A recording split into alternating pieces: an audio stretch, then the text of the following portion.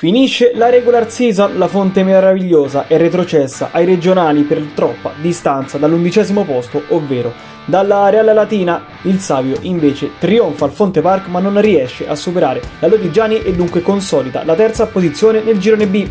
Monologo blues alla Fonte Park con questo mancino che si stampa sulla traversa di Adducci, parte subito forte dunque la squadra ospite. Ancora Adducci dalla sinistra mette fuori la difesa della Fonte, poi Petrucci dentro, Tacchi calcia fuori in scivolata.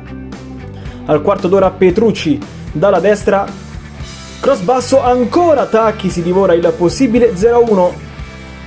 Il gol del bomber della categoria è solo rimandato alla mezz'ora, scavalca con un dolce pallonetto Durango e sblocca il match.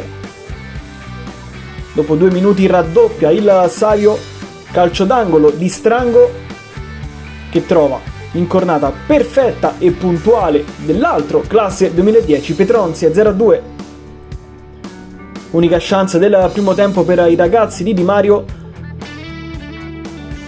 è firmata Fioramanzo che dribbla secco 2 avversari, doppio passo dal limite, calcia con il mancino tra le braccia di Liguori.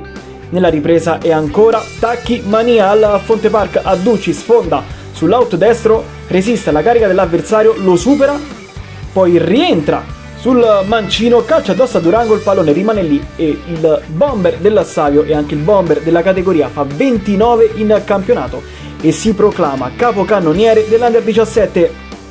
Il Savio non toglie il piede sull'acceleratore, Greco da 2 passi spedisce altissimo, punizione ancora per il Savio, Giusti mette dentro, Tacchi stavolta viene fermato dalla traversa.